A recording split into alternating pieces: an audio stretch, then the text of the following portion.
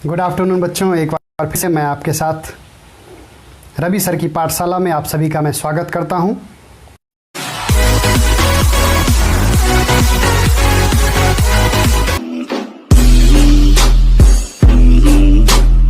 देरी के लिए माफ़ी चाहता हूं, 5 मिनट मैं देर हूं और जल्दी से आप लोग लाइव आ जाएं। बहुत सारे बच्चे लाइव आने के लिए इंतज़ार में बैठे रहते हैं कि 1 कब बजेगा और मैं लाइव आऊँगा। तो बच्चों, आज की कक्षा में हम लोग यूनान में राष्ट्रीयता के उदय के अंतिम चरण को हम लोग देखेंगे।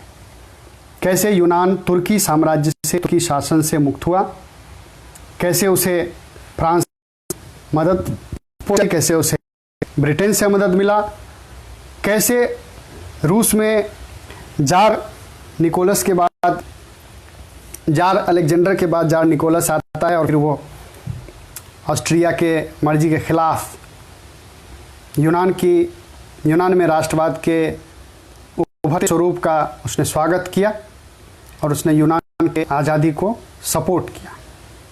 इन्हीं सब बातों पर आज चर्चा होगी, तो जल्दी से आप लाइव आ जाएं। बच्चे इधर उधर कहीं खेल रहे हैं, उनसे भी मैं आग्रह करूंगा कि वर्ग 10 के लिए कक्षा प्रारंभ हो चुकी है। वेरी गुड, लोग जुड़ने लगे हैं। तो आज की कक्षा में एक बार फिर से मैं रवि आप सभी का स्वागत करता हूं। रवि सर की पाठशाला नाम से आपका अपना YouTube चैनल भी है, आप वहां भी जाकर के YouTube चैनल को सब्सक्राइब कीजिए। वहां पुराने वीडियोस बहुत हैं जिसको देख करके आप लाभान्वित हो सकते हैं। बहुत सारे वीडियोस अपलोड हैं वहां पर, और खाली समय में उसे देखिए, पढ़िए और खूब तैयारी कीजिए, क्योंकि आने वाले दिनों में आपके विद्यालय खुलने वाले नहीं हैं। और मेरा मोबाइल मेरा विद्यालय में जो भी चीज़ें हैं वो पुरानी पहले से अपलोडेड हैं, उन्हीं चीज़ों को डाला गया है। लेकिन आज की कक्षा में मैं आप सभी को यूनान में राष्ट्रवाद के अगले चरण की बात करूंगा, जिसमें मैं आपको बहुत महत्वपूर्ण बात बताने जा रहा हूं। आज लंबी नहीं होगी, क्योंकि यूनान के राष्ट्रवाद के बाद हम लोग हंगरी और बोहेमिया के बारे में चर्चा आज नहीं करेंगे। हंगरी और बोहेमिया के बारे में हम लोग अगले दिन चर्चा करेंगे। तो यूनान में जो शासन व्यवस्था थी वो तुर्की की थी, और तुर्की से अपने आप को यह अलग करना चाहता था, एक स्वतंत्र देश बनना चाहता था। इस कारण आपने देखा कि हितेरिया फिलाइक नाम की एक क्रांतिकारी संस्था बनी। उसके बाद अलेक्जेंडर चेप्सलांटी के नेतृत्व में वहाँ विद्रोह हुए, परंतु उस विद्रोह को कुचल दिया गया। वहीं रूस के शासक जार अलेक्जेंडर, आपको बता दें कि रूस के शासक को जार कहा जाता था। रूस के जो शासक थे उसको जार कहा जाता। जार का स्पेलिंग होता है XAR। तो रूस थे, जार उनका नाम होता था, टाइटल। जार अलेक्जेंडर जब रूस के शासक थे तो उनके मन में भी यूनान की स्वतंत्रता के प्रति भावना थी, लेकिन यूनान की स्वतंत्रता में ऑस्ट्रिया बाधक था, और ऑस्ट्रिया के डर से, ऑस्ट्रिया के भय से जार अलेक्जेंडर खुलकर पा रहे थे। लेकिन परिस्थितियां बदली। जार अलेक्जेंडर के बाद जो है जार निकोलस रूस का शासक बनता है, और जार निकोलस रूस का शासक बनता है तब वह खुलकर यूनान की मदद के लिए आगे आता है। बच्चों, वर्ग 10 के पहले अध्याय को आप अच्छे से पढ़ लेंगे, यूरोप में राष्ट्रवाद। मुझे लगता है इस पूरे किताब को पढ़ने में आपको कोई दिक्कत नहीं आएगी। यूरोप में राष्ट्रवाद के एक महत्वपूर्ण पहलू को हम यहाँ देख रहे हैं, जिसमें हम यूनान में राष्ट्रीयता का उदय कैसे हुआ इसे जानना है। ठीक है, आप कमेंट करते रहें। जो पहली बार जुड़ रहे हैं वो भी बताएं कि पिछले चैप्टर्स उनके छूट गए हैं। बिल्कुल घबराने की आवश्यकता नहीं है। इसी पेज पर आपको और भी सारे वीडियोस, जो लाइव वीडियोस हैं वो अपलोड हैं, वहाँ से आप देख सकते हैं। इसके अलावा मैं आपको बता दूं कि जो 1826 में ब्रिटेन और रूस में एक समझौता होता है। देखिए, यूनान का मुद्दा है, यूनान में राष्ट्रीयता का विकास हो रहा है, यूनान को तुर्की के शासन से मुक्त होना है, और इसके लिए तमाम यूरोपीय देश मदद कर रहे हैं उसको। इस कड़ी में आप देखेंगे कि ब्रिटेन और रूस में एक समझौता होता है। यह है कि तुर्की और यूनान के विवाद में मध्यस्थता किया, क्योंकि यह लंबा खींच रहा था। यूनान को स्वतंत्रता चाहिए, और इस क्रम में फ्रांस, ब्रिटेन, रूस ये सब चाह रहे थे कि उसका स्वतंत्रता मिल जाए। ब्रिटेन के राजा चार्ल्स 10 यूनानी स्वतंत्रता में दिलचस्पी ले रहे थे, तो ब्रिटेन और रूस अब दोनों जो है यूनान को स्वतंत्र कराने के लिए लगातार प्रयासरत थे। इस क्रम में आपको एक महत्वपूर्ण चीज बताऊं, 1827 में इंग्लैंड में रूस, फ्रांस, ब्रिटेन, किसका सम्मेलन होता है? रूस, ब्रिटेन और फ्रांस। इस सम्मेलन में यह निर्णय लिया जाता है कि तुर्की के शासन से यूनान को मुक्त कराना है, यानी यूनान पर जो तुर्की का कब्जा है उसे मुक्त कराना है। पिछले कक्षा में तो आपने पढ़ा भी है कि यूनान के प्रति जो है वो इंग्लैंड के देशों की इतनी सहानुभूति क्यों है, क्योंकि पुनर्जागरण की जो शुरुआत है, पुनर्जागरण के दौरान कई ऐसे सुधारात्मक काम थे जो यूनान से इनको प्राप्त हुए। और आज भी देखेंगे आप कि जितने भी देश हैं, चाहे वो इटली हो, फ्रांस हो, जर्मनी हो, ब्रिटेन हो, उन तमाम देशों की जो आज आधुनिकता आप देख रहे हैं, वहाँ जो विकास आप देख रहे हैं, उसमें यूनान के ज्ञान विज्ञान की बड़ी भूमिका है। ऐसे में यूनान की सहानुभूति स्वाभाविक थी। ब्रिटेन, रूस और फ्रांस ने मिलकर के यह ठाना कि वह यूनान को तुर्की के चंगुल से मुक्त कराएगा। अब देखिए 1827 में सब मिले और उन्होंने कहा कि अब हम लोग जो है वो संयुक्त कार्रवाई करेंगे, अकेले अकेले युद्ध नहीं करेंगे, बल्कि तीनों मिल करके जो है तुर्की पर आक्रमण कर देना है और उसे मुक्त कराना है। किसे मुक्त कराना है? यूनान को। Very good. आप लोग नोटबुक लेकर के बैठें, जो भी महत्वपूर्ण बातें लगती है आप उसे नोट आउट करें। जैसे अभी मैंने एक महत्वपूर्ण बातें कही कि 1826 ईस्वी में, अप्रैल का ही महीना था, यही महीना था, अप्रैल का महीना था 1826 में फ्रांस और ब्रिटेन और रूस में एक समझौता होता है। अगले ही वर्ष 1827 में लंदन में एक सम्मेलन किया जाता है, जिसमें लंदन जो है ब्रिटेन, मतलब लंदन कहाँ की राजधानी है? ब्रिटेन की राजधानी। ब्रिटेन, फ्रांस और रूस के बीच जो है समझौता होता है। एक बैठक में सब एक निर्णय लेते हैं कि चलो भाई हम तीनों मिल करके यूनान को तुर्की से मुक्त कराते हैं, और तीनों ने संयुक्त कार्रवाई करने का निर्णय लिया। तीनों देशों की सेना जो है वो तुर्की को घेरने के लिए प्रारंभ कर दिया, अपना अभियान शुरू कर दिया। और वहाँ एक खाड़ी है, खाड़ी जो होता है वो समुद्र में एक दो तरफ से भूभाग और बीच में समुद्र का हिस्सा अगर प्रवेश करता है, वो खाड़ी आकृति की खाड़ी यहाँ पर था। नवारीनों की खाड़ी, जैसे आपके भारत भी खंभात की खाड़ी, कच्छ की खाड़ी काफ़ी प्रसिद्ध है। इस तरह से वहाँ एक जो है तुर्की में नवारीनों की खाड़ी के पास ये लोग एकत्र हुए, और तुर्की के समर्थन में आपको आश्चर्य लगेगा कि यूरोप का मात्र एक देश मिस्र, यूरोप का मात्र एक देश मिस्र तुर्की के समर्थन में आया। अब आप सहज अंदाजा लगा सकते हैं कि क्या तुर्की जीतेगा ब्रिटेन, रूस और फ्रांस के सामने? आप सहज अंदाजा लगा सकते हैं, क्योंकि तुर्की के सपोर्ट में सिर्फ एक देश आया था, वो था मिस्र।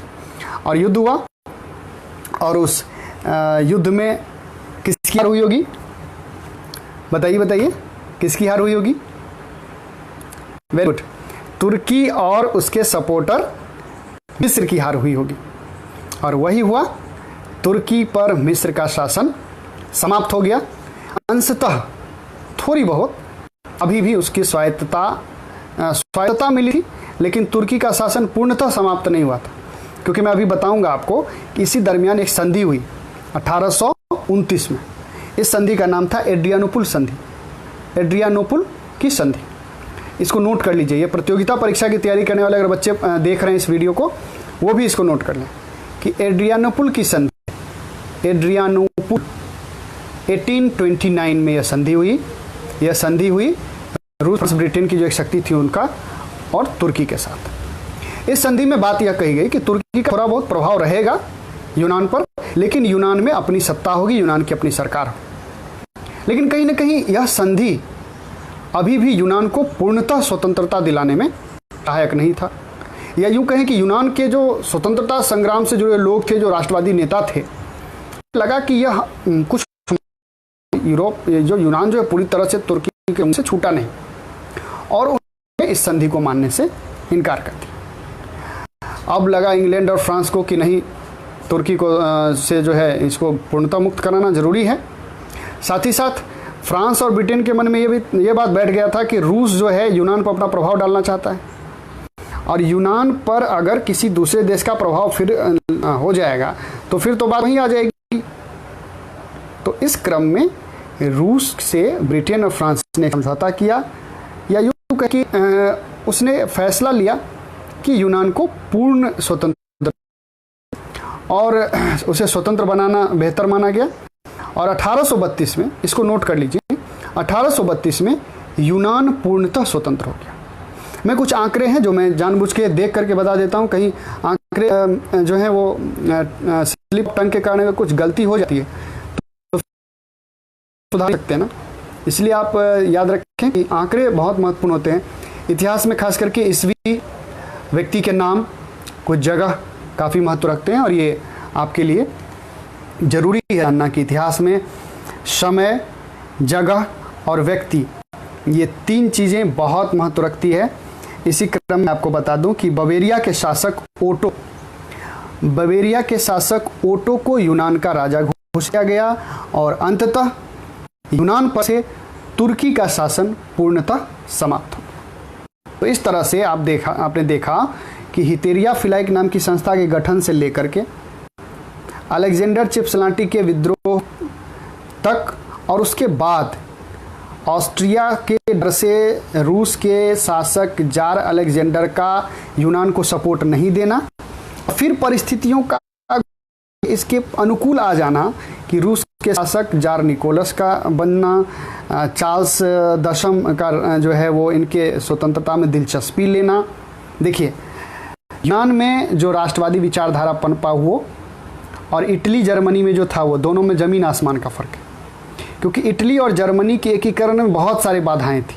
वहाँ एकीकरण का मुद्दा था, वहाँ किसी शासक देश से अपने आप को मुक्त कराना प्रारंभिक मुद्दा नहीं, क्योंकि वहाँ के शासक तो अच्छे थे, जैसे आपने देखा कि प्रसा के शासक, फिर उधर आपने इटली देखा पिडमाउंट के शासक, तो विक्टर एमेनुअल याद आ रहा होगा आप लोगों को। और अगर आप नहीं पढ़ पाए हैं पिछला अध्याय, इटली और जर्मनी के एकीकरण अगर आप नहीं पढ़ पाए हैं, तो आपसे मैं यही कहूँगा कि इसी बीच बीच में ब्रॉडकास्टिंग में समस्या आ रही है, टेक्निकल फॉल्ट है और आंधी तूफान जैसी स्थिति है जिसकी वजह से नेटवर्क प्रॉब्लम है, लेकिन फिर भी मेरा प्रयास जारी है आप लोगों के लिए। 11 तारीख से, यानी 11 कंटिन्यू क्लास चल रही है, बीच में एक दिन क्लास और उसके बाद लगातार क्लास चल रहा है। लेकिन एक और चीज़ मैं बता दूं कि वर्ग 7 के लिए मेरी कक्षा टीचर्स ऑफ बिहार नाम के फेसबुक ग्रुप पर भी संचालित होता है, जो दोपहर के 12:15 से 12:45 तक आधे घंटे की कक्षा होती है, जिसमें अगर आपके आसपास के कोई बच्चे हैं जो वर्ग 7 में पढ़ते हैं, उन्हें ज़रूर उससे जोड़ें। इतना ही नहीं, एक सूचना आपको और दे दूँ कि 10:30 बजे से लेकर के 2 बजे तक कंटिन्यू क्लासेज संचालित की जा रही है teachers of Bihar the change maker Facebook group पर। मैं उस फेसबुक ग्रुप का लिंक यहाँ पे डाल दूँगा, आप यहाँ से रिडायरेक्ट होकर उस पेज पे जाना, उस ग्रुप में जाना, और फिर वहाँ पे आप देखोगे कि वहाँ के बहुत सारे जो हैं टीचर्स हैं जो लगातार पढ़ा रहे हैं। वर्ग 6, 7 और 8 के अपर प्राइमरी के सारे क्लासेस वहाँ संचालित हो रहे हैं। सभी विषय पढ़ाए जाते हैं, संस्कृत भी पढ़ाए जाते हैं, हिंदी, मैथ, साइंस, सब कुछ, और सबके लिए अलग अलग टीचर हैं, पूरे बिहार भर टीचर हैं। और मैं भी आप लोगों के लिए वर्ग 7 की कक्षा उस मंच से ले रहा हूँ। आज के इस सेगमेंट में हम लोगों ने यूनान के में राष्ट्रवादी आंदोलन को अंतिम रूप प्रदान किया है। आज बहुत महत्वपूर्ण चैप्टर का एक महत्वपूर्ण हिस्सा जो ख़त्म हुआ है। कल हमने आपको वहाँ छोड़ा था जहाँ लगा था कि अब जो है आंदोलन का जो है वो प्रभाव थोड़ा कम हो रहा था, क्योंकि रूस के शासक का सहयोग नहीं प्राप्त रहा था। लेकिन जैसे ही वहाँ शासन बदलता है, जार निकोलस के बाद, जार अलेक्जेंडर के बाद जार निकोलस शासन में आते हैं, उधर ब्रिटेन में भी सत्ता में जो है चार्ल्स दशम हैं। दोनों की मदद से रूस और ब्रिटेन, उसके अलावा फ्रांस, इन लोगों ने एक सम्मेलन किया, याद होगा, लंदन में। और फिर इन लोगों ने कहा कि हम लोग एक साथ करेंगे तुर्की पर। क्यों करेंगे? क्योंकि यूनान को उससे मुक्त करवाना है, और यूनान अंततः मुक्त होता है। परंतु एड्रियानोपल की संधि जो होती है 1829 में, उसमें क्या होता है कि राष्ट्रवादियों को ये संधि के कुछ संधि के कुछ ऐसे मुद्दे थे जो उन्हें स्वीकार नहीं थे। फलतः विद्रोह थोड़ा और आगे चला। थोड़ा मामला ठंडा करने के लिए फ्रांस और ब्रिटेन ने सोचा कि रूस का प्रभाव इस पर कम पड़े, तो इसलिए उन्होंने प्रयास किया और प्रयास करके उन्होंने अंततः तुर्की का प्रभाव पूर्णतः यूनान पर से समाप्त कर दिया। तो आज की कक्षा में इतना ही। अगली कक्षा में जब भेंट होगी तो हम लोग बात करेंगे हंगरी, यहाँ पर कैसे राष्ट्रवाद पनपा। छोटा छोटा सेगमेंट है, बहुत छोटा छोटा सेगमेंट है। हम लोग कल की कक्षा में इसे समाप्त करेंगे, और अगर कल पहला चैप्टर खत्म हो जाता है तो परसों से ही हम 9th की कक्षा प्रारंभ कर देंगे। ठीक है बच्चों, तो आप सब लोग पढ़ते रहिए। क्लास 7 का कौन सा ऐप है? बिल्कुल ऐप नहीं है, क्लास 7 का मैं आपको एक लिंक दे दूंगा सर, उसमें आप जो उस लिंक पर जैसे टच कीजिएगा वो आपको टीचर्स आधार पर ले जाएगा, जहां से आप बच्चों को पढ़वा सकते हैं।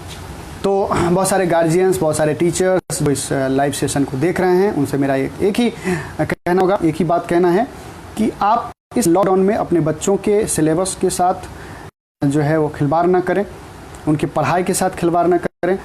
आपके लिए सभी टीचर लगातार प्रयासरत हैं, अलग अलग विषय के विशेषज्ञ शिक्षक हैं वो पढ़ा रहे हैं ऑनलाइन। थोड़ा सा समय दीजिए, आधे घंटे उनको मोबाइल दे दीजिए और वो उसको पढ़ें, और आप निगरानी में रहें। ऐसा ना हो कि वो मोबाइल पर आप लाइव क्लास दिखा रहे हैं और वो कुछ और खेल रहा है, कुछ गेम खेल रहा है, इसलिए आप अपने निगरानी में उनको पढ़ाएं। और इन्हीं सब बातों के साथ आज की कक्षा से अनुमति चाहूँगा। कल मैं आप लोगों के लिए उपस्थित हो जाऊँगा, और कुछ आपके लिए अगर ऐसा हो जो कन्फ्यूजिंग हो तो उसे ज़रूर डालें ताकि मैं उस कन्फ्यूजन को दूर कर सकूँ। Thank you, all the best, take care.